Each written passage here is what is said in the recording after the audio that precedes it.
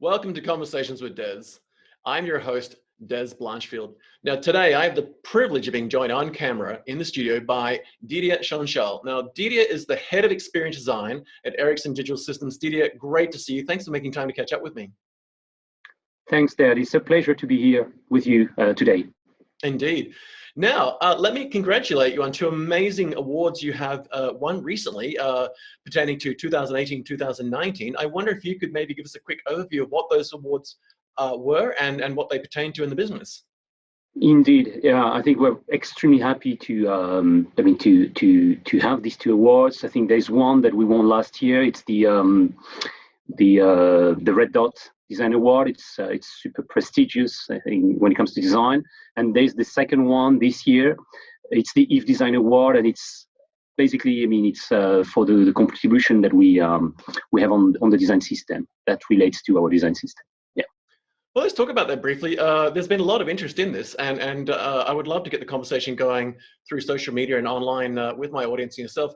I mean, this relates to the Ericsson Design System that you effectively put together and have rolled out through the business. Maybe just introduce our audience to what the Ericsson Design System is to start with, and then we'll talk about where it fits in the business.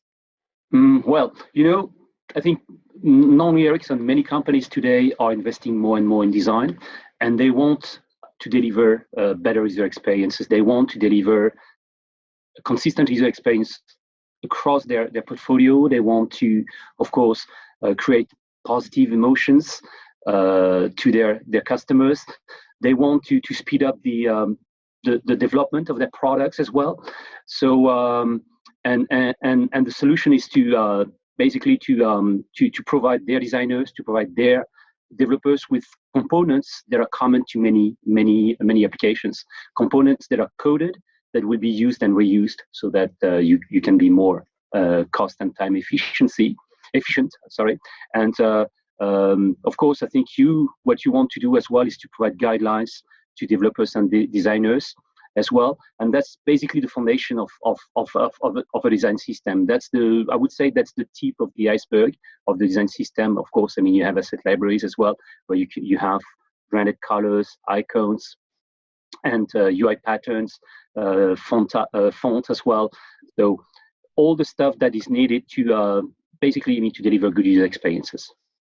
And I guess this is more and more of a thing we're seeing now, that historically we might have had developers or designers or graphic artists create little widgets in a standalone siloed space, and then you saw these small changes come about. But now we're seeing that through the user interface and the user experience, that people want a seamless, change-free sort of environment where from the very moment they land on a web page or they create a log on with the app, they want to see the same look and feel, the design, the fonts, the widgets, as you said.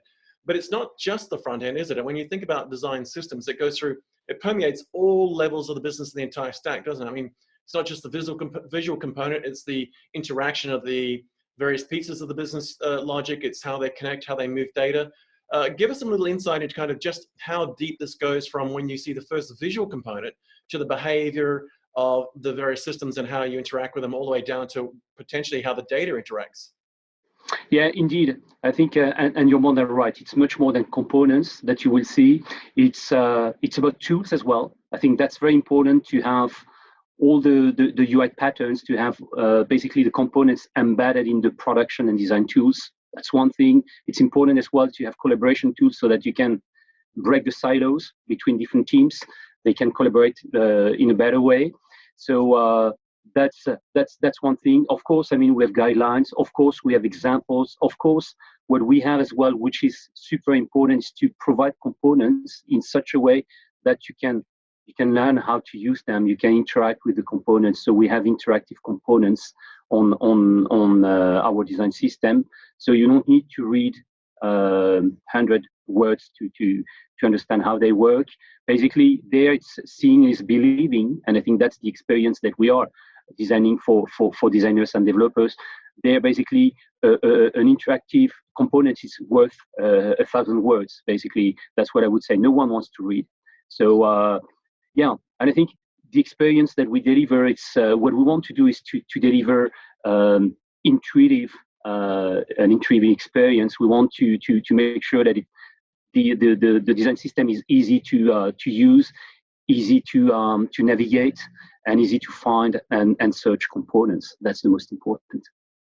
And you must be getting a lot of interest from your partners, your integrators, people who are actually implementing and deploying these platforms within the Ericsson brand and the ecosystem around it, as well as the consumers and customers. I know there's, we hear this phrase that consumer-driven disruption, and I guess the consumers as the buyer of services are now looking for that seamless, clean integration. Not just standard look and feel, but just the experience of how do I get on board, how will I log in, do my passwords work on all the different modules. There must be an enormous amount of interest in this from both your business side of things, deploying some of your platforms and systems all the way through to the end consumers, even down to the end device. Mm. I think basically what we provide with this design system is basically applications, or the possibility to create applications that will work on any platform. Basically, they can work on a large screen, they can work on a small screen, they can work on landscape format, on portrait format as well. So they are responsive. So I think you can display the content in many ways, and still it's I think basically you can easily navigate through the application. It's pretty easy to use, and it's accessible as well. I think it's very important to make sure that the design is inclusive. The ones that are colorblind, they can still operate, they can still perform and use our interfaces the best way possible.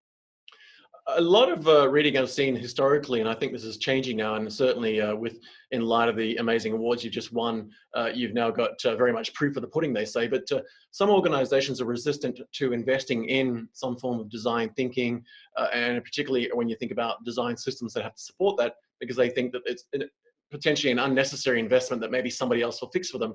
But from what I'm seeing, Ericsson's been able to demonstrate very commercially and technically that the investment you're making in the implementation of the Ericsson Design System is shortening the design time. You're able to roll out new functionality in a very seamless way. You're able to reduce that time to market, but also reduce the friction of, I guess, onboarding people to new systems. Because I think that's, there's a multi-pronged challenge here. That is, some organizations are concerned about the investment they might need to make to get design thinking in place.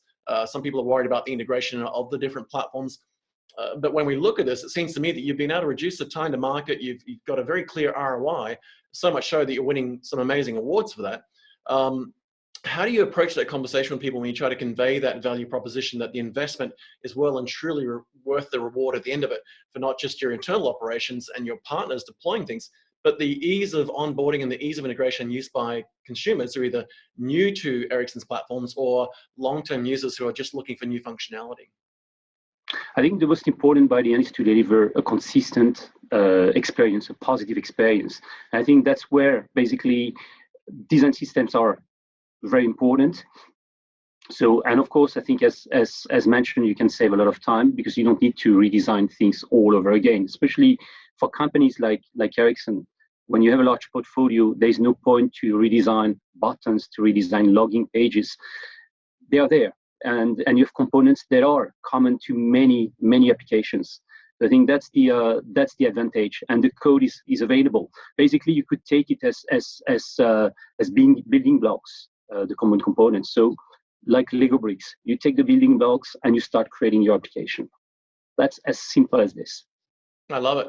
And I imagine on top of all of that, you have this benefit that if somebody has already built and tested this and documented it, somebody else who may not have had experience with it can take it. You know that it's trustworthy. You know it's already tested, integrated, and bedded down. But you also know it's safe and secure. You haven't just got some random piece of code or design or data model or data schema that's coming along that's untested and may not scale well. One of the things that I hear a lot of is this interest in where to get started. I would love for you to share some of the insights you've learned from as you've built and designed this actual Ericsson Design System yourselves and now won some amazing awards for these. Where should organizations start? I mean, I imagine there's a challenge around developing a language and a vocab just to convey the value proposition. There's also a skills challenge around HR, finding the right people with the right background and experience in just design thinking. Where should people start to go on this journey? What are the natural steps that you went through that you found so that others can learn from and benefit from your success, particularly with your awards, and avoid some of those pitfalls? Because I think everyone's looking to learn from your amazing success story. So I think I can give you a few tips, and one thing that we learned, I mean, pretty early, is that a design system should be designed as a product. So basically, you design a product the same way as you will design your design system. You need to focus first on users, on the audience that will use the design system. You need to understand their problems, their workflow. You need to understand what they need. You need to meet their expectations or exceed the expectations. So you need to start by collecting user intelligence, and that's what you do actually when you are creating products, when you're creating services. That's very important. I think that's the very first point there. Therefore, when we talk about design thinking, which is a user-centric design approach, you need user researchers. We need to collect data, and we are collecting data along the way. I think we have a first release, we have a second one, we have a third one, and we're collecting data, and we're improving the design system along the way. This communication between the ones that are designing the system and the ones that are using the system is super important. The design system is a living system. If you don't feed the audience with what they need, then the system will die. So we have channels on our design system that makes possible this type of communication. So if our audience start telling us that something is not working, there is a bug, or something should be improved, it gets directly to our backlog, and then we need to fix it. I think that's one thing that is obviously quite important there. I think what I would say as well there is that the audience that we have, they're only using the design system, but they're also contributing to the design system. They consume the components that we provide to them. But the components are common to many applications. They have components that are specific to their products that can be maybe common later on. They want to do there is to contribute to the design system, and we have a contribution model. So I think basically we take the components, we check if they are compatible with what we have, and then basically they have the components in the design system. They are part of the design system effort. One of the things that strikes me when I was doing my research on what you've achieved so far, particularly with the Ericsson Design System, is that there may have been a time where this was a nicety. It strikes me now, and certainly looking at the amazing work you're doing there at Ericsson, this is now more of a necessity, in that it should be, when we talk about things like big data, people are going to data first. When we talk about cloud, they're talking about cloud first. Is it fair to say that these days it isn't a nicety to have a design system and that design thinking and human-centric design? This is really now a baseline requirement, and those who are not leveraging this and not applying metrics and model and AI machine learning to how the designs are being used are probably going to get left behind the market? Yeah, I think many companies understand today that the value and the power of design, and the power of good design as well. So and what we can see today, very much today, is that many companies are investing more and more in recruiting designers, in creating their own design teams as well. So there's a high demand on qualified designers. And this is something that we can see very much today. What is important there is, of course, I mean, it's important to have designers. What is super important as well is to make sure that the non-designers are embracing, I mean, this design thinking approach, saying that, I mean, basically they need to understand and they need to embrace this user-centricity approach, where the user should be at the center of the process from the start till the end, where basically the products and the solutions that we're creating are prototyped first, and they're tested with users. It's an iterative process. So I think this is key for today's companies, having more designers, but having the non-designers understanding more about design thinking. In fact, just over your shoulder, I noticed that you have your favorite quote, the quest for easy. And I love when I hear you use this, because when I try to describe what it is that you're doing and why you're going about it, I think you've done an amazing job of just encapsulating that in a one line, the quest for easy, and congratulations on that. If I can, just one more quick question. Over the next 12 to 18 months, what are some of the things that we should be thinking about as far as the impact of design systems and both with what you're doing with Ericsson Design Systems as far as the whole telco and infrastructure and design space, but in the broader sense of, in 12 to 18 months, where will design systems play a role in our everyday lives, beyond the obvious user interface and so forth? Are there some areas underneath that we be thinking about, whether it's how we model our data, how we apply the design systems to some of the machine learning we're using, and we've got 5G and IoT and other big things coming at us. Just as a final question, if I can, before we wrap up, what are some of the big things that are coming over the horizon that we need to be just thinking about and talking about now, as opposed to waiting for them to get here? Yeah, I mean, of course, I mean, we can talk a lot about technologies, and I think very much, I mean, we're working on machine learning, we're working with artificial intelligence. I think what will stay there, and then we know about it, is that we need, by the end, to deliver whatever technology we'll use, we need to deliver good experience, I mean, positive experiences.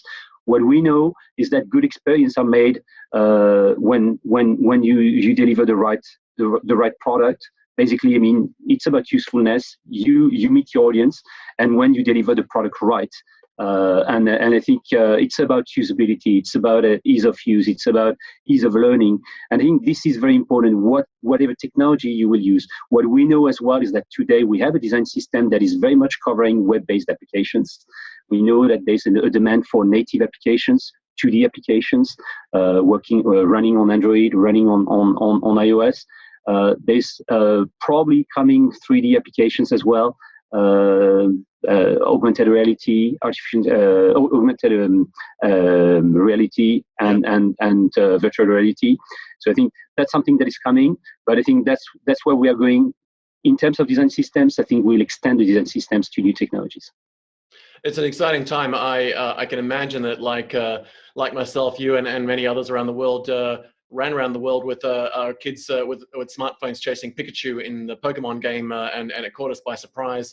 And when I look at that, quite significant shift in the way that we thought about the world in general and gaming in the world, I think now we're going to see some of this kind of eureka moment and aha moment, wow factor come into design, and that is that they didn't have a gaming console, it was a smartphone. They didn't have a game space, it was the world. And I think now, as you're alluding to, that mixed reality of augmented reality in various technical and non-technical spaces, and virtual reality, potentially we're seeing a lot of use of that in data visualization. We're going to see that come in now, and I can imagine without design systems in place, we're just going to get very clunky systems. Well, firstly, again, congratulations on the 2 awards, very well deserved and earned, and I can imagine there's an enormous amount of effort and work by yourself and your team and the organization side, Ericsson Digital Systems. Congratulations again. And thank you so much for sharing some of your insights into what design systems mean, and particularly what Ericsson's design system is about. And I'm really excited where this is taking us in the next 12 to 18 months. And hopefully before then, we'll talk again about where we're at, the next natural evolution. And hopefully I'll see you in person in Schuster soon. Thanks very much. Thanks for having me, Des. Absolute pleasure. We'll see you again soon. And I hope you have a fantastic day. Thanks, Didier. Thank you.